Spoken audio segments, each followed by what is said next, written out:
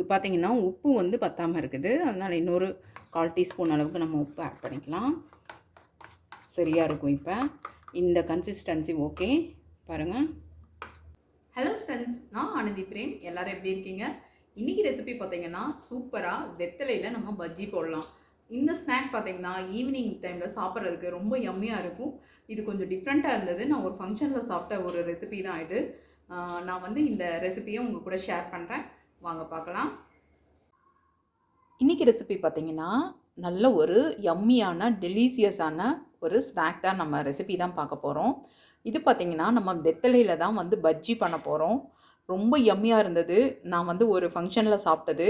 அந்த ரெசிபி தான் இப்போ நான் உங்கள் கூட ஷேர் பண்ண போகிறேன். அதுக்கான இன்க்ரீடியன்ட்ஸ் எல்லாம் பார்க்கலாம். பாருங்கள், இது 1/2 கப் பார்த்திங்கன்னா கடலை மாவு எடுத்துருக்குது. அதுக்கு பார்த்திங்கன்னா 1 பிஞ்ச் அளவுக்கு சோடாப்பூ வேணும். இது வந்து நம்ம ஃபுட்டுக்கு யூஸ் பண்ணுறது.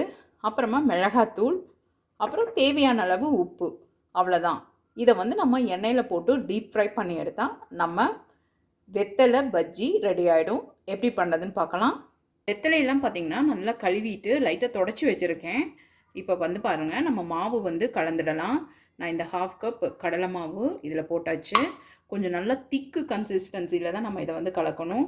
இதுக்கு தேவையான அளவு உப்பு ஆட் பண்ணிக்கலாம். ஒரு 1/4 டீஸ்பூன் ஆட் பண்ணுறேன். தேவைப்பட்டால் போட்டுக்கலாம். காரம் மட்டும் நம்ம வீட்டில் எப்படி சாப்பிடுவாங்களோ அந்த மாதிரி ஆட் பண்ணிக்கலாம். நான் வந்து ஒரு 1/2 டீஸ்பூன் அளவுக்கு மிளகாத்தூள் ஆட் பண்ணுறேன். இது பார்த்திங்கன்னா ஒரு 1 பிஞ்ச் ஆட் பண்ணால் போதும். 1 பிஞ்சு சோடாப்பூ ஆட் பண்ணியிருக்கேன். இது கூட ஒரே ஒரு டேபிள் ஸ்பூன் அளவுக்கு அரிசி மாவு ஆட் பண்ணணும். பாருங்கள், ஒரே ஒரு டீஸ்பூன் அளவுக்கு நம்ம ரைஸ் ஃப்ளாரும் ஆட் பண்ணிக்கலாம். இதை நல்லா கலந்து விட்டுடலாம்.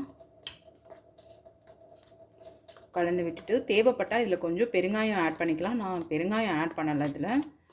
இது நல்லா கலந்துட்டு மாவு வந்து நல்லா திக்காக நம்ம இது கலந்துக்கணும்.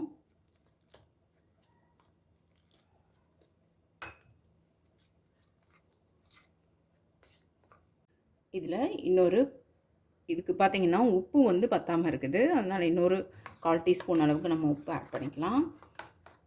சரியாக இருக்கும். இப்போ இந்த கன்சிஸ்டன்சி ஓகே பாருங்கள்.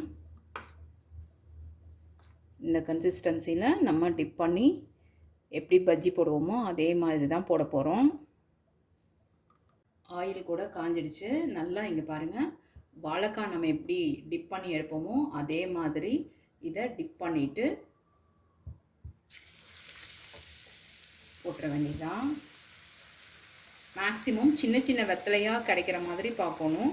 அப்போ தான் நமக்கு டிப் பண்ணி போடுறப்ப நல்லாயிருக்கும்.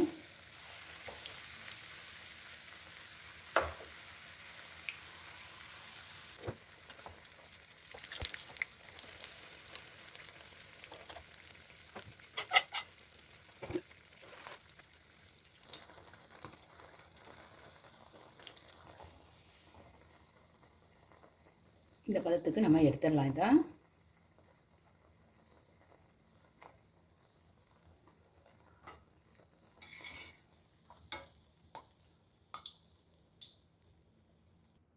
நம்ம சுவையான வெத்தலையில் செஞ்ச பஜ்ஜி ரெடி ஆகிடுச்சு. இது வந்து நம்ம எப்படி சாப்பிடணும் அப்படின்னா, எங்களுக்கு இப்படி தான் வச்சு தந்துருந்தாங்க அந்த ஃபங்க்ஷனில். நல்லா ஆனியன் மேலே வச்சுட்டு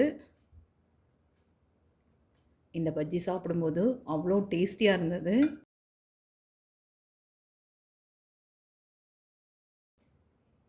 இந்த சுவையான வெத்தலை பஜ்ஜி பிடிச்சிருந்தது அப்படின்னா லைக் பண்ணுங்கள், ஷேர் பண்ணுங்கள், கண்டிப்பாக சப்ஸ்கிரைப் பண்ணுங்கள் நம்ம சேனலை. தேங்க்ஸ் ஃபார் வாட்சிங்.